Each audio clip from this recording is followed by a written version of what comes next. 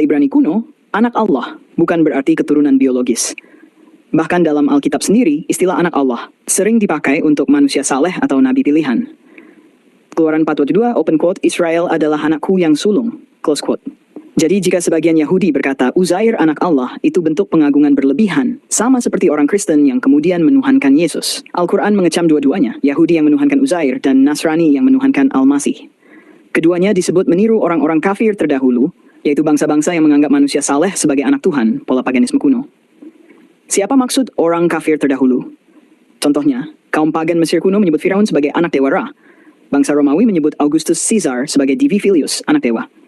Bangsa Yunani menganggap Herakles, Hercules anak Zeus. Kaum Arab jahiliyah berkata bahwa malaikat adalah anak-anak perempuan Allah. Lihat QS As-Saffat 142. Artinya, sebelum Yahudi dan Nasrani mengucapkan anak Allah, konsep seperti itu sudah lazim dalam agama-agama kafir kuno. Klaim Muhammad salah paham gugur dengan bukti sejarah Arab Yahudi. Kalau benar Nabi Muhammad salah paham, maka kenapa tidak ada satupun Yahudi di Madinah yang datang dan berkata, kami tidak pernah mengatakan Uzair anak Allah. Padahal mereka sangat aktif berdebat dengan Nabi SAW dalam banyak hal. Tapi tidak ada bantahan satupun dalam sejarah sirah atau riwayat mereka terkait ayat ini. Artinya mereka tahu ada kelompok Yahudi di antara mereka yang memang pernah menyebut demikian. Maka ayat ini bukan kesalahan, tapi tepat sasaran. Justru Al-Quran menunjukkan konsistensi dan ketegasan tauhid. Perhatikan kelanjutannya di ayat yang sama. Open quote, Allah melaknat mereka bagaimana mereka sampai berpaling. Ini bukan kutukan emosional, tapi pernyataan ilahi terhadap penyimpangan akidah tauhid.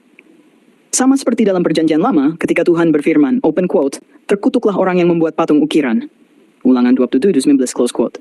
Jadi gaya bahasa Allah melaknat mereka bukan hal baru, tapi gaya penegasan ilahi terhadap kemusyrikan.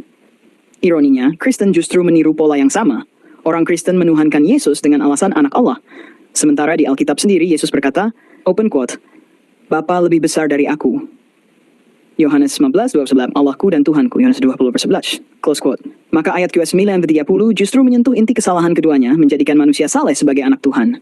Inilah bukti bahwa Al-Quran bukan hanya benar dalam wahyu, tapi juga akurat dalam sejarah.